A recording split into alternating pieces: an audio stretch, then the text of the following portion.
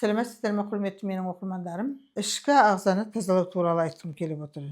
Бізде енді 30 жылдан аса уақытта тек қана ішкі ағзаны тазалауда мен көп қолға алдым. Ал қазіргі таңда мен комплекслі лечение берген кезде міндетті түрде ішкі құрылысты тазалаймын.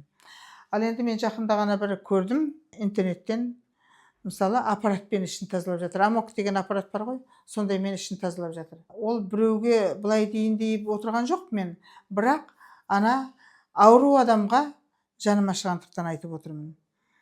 Тазалап жатыр, үстінің бәрі бөртіп кеткен. Кішкентай кезінен буын ауырады екен дейді. Үсті бөртіп кеткен шиедей болып, мына тазалағаннан кейін жақсы болып қалды деп айтып жатыр. Бірақ мен оны көріп тұрмын. Аурудың характерінен ерден көріп тұрмын. Өйткені ода жастайынан кішкентайынан буын ауырып келе жатыр, үсті бөртіп кеткен. Ол таза васкулит. Красный волчанка системный заболевание деп айтады ғой. Таза васкулит. Сондықтан іш тазалағанның васкулитке зияны жоқ, бірақ ішкі құрылыстан бөрткенменен аурудан бөрткеннің екеуінің ара-жігін ажырату керек деп ойлаймын. Сондықтан васкулит ауруы ойыншық емес. Үстілеріңіз бөртіп кетсе, мына васкулит мына қолдың мынандай саусақтардың арасы бөртеді, аяқтың саусақтарының арасынан бастап бөртеді, іседі, онан кейін барып үстінің барлығы бөртіп кетеді. Сондықтан кімде васкулит ауруы болатын болса, өте сақтықпен емделу керек. Ол ойыншық емес, өмір бойына кететін ауру ол. Ол ауру біраз уақыт ұйықтап жатады. Иммунитет төмендегенде, болмаса бір қатты стресс алған жағдайда, қатты бір тұмаудан осложнение берген жағдайда, сондай жағдайда васкулит үлкейіп кетеді. Сондықтан васкулиті бар адамдар өте сақ болып емделіңіздерші, сіздерге айтарым. Рас, ішкі құрылысты тазалау керек деп, аты жөні жоқ тазалай беруге болмайды. Ішкі құрылысты тазалағаннан кейін, оның жаңағы микрофлорасын жөндейтін нәрсені қабаттап беру керек болады.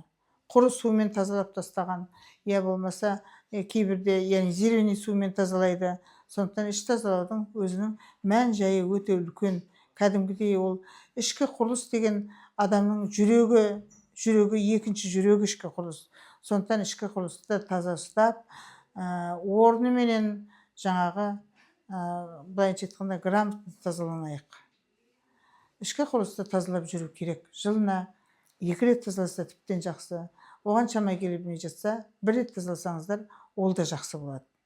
Біздерде мысалы ішкі құрылысты тазалауда өтінде тасы бар адамды тазалаймыз. Оған өзімнің амалдарым бар. Менде 3 түрлі тазалау бар. Біреуі өтте тас болатын болса, тоғышек тазалау. Аш-ішекке тимейміз. Өйткені аш-ішекке іштен ішкен кезде өзі де тазаланып шығады. Әсіресе көп тұрып қалатын жағдай тоғышекте болады. Сондықтан тоғышекті жақсылап тазалаймыз біздер. Және общий тазалау деп айтамын. Ол бөлек, тасы бар бөлек, общий тазалау бөлек. Сөйтіп 3 түрлі тазалаумен тазалаймын, шөппен де тазалаймын. Сондықтан іш тазалауға да өте ықтиятпен тазалаған дұрыс деп айтамын. Біздер қазір интернетте неше түрлі жарнамалар көп, соған сеніп қаламыз да, ауруымызды ұзартып аламыз. Я болмаса жаңағы дұрыс емделмей қаламыз. Сөйтіп өзіміздің денсаулығымызды төмендетіп аламыз. Сондықтан денсаулықты төмендетпейтін, өздеріңіздің сұрақтарыңыз болса сұраңыздар, жазыңыздар, комментарий жазыңыздар, сіздерге жауап беріп отыруға мен дайынмын. Аман болайық, бір-бірімізге жақсы сөзбен, жақсы ниетпенен кездесіп отырайық. Аман сау болайық. Егер менің телефоным керек болатын болса, осы парақшамның астында телефон жазылып тұрады. Сол телефонға WhatsApp-қа жазсаңыздар, біз жауап береміз. Кейде звонокқа жауап бермей қаламыз рас, өйткені қолымыз тимей жатады. Ал WhatsApp-қа міндетті түрде жауап береміз. Аман болайық.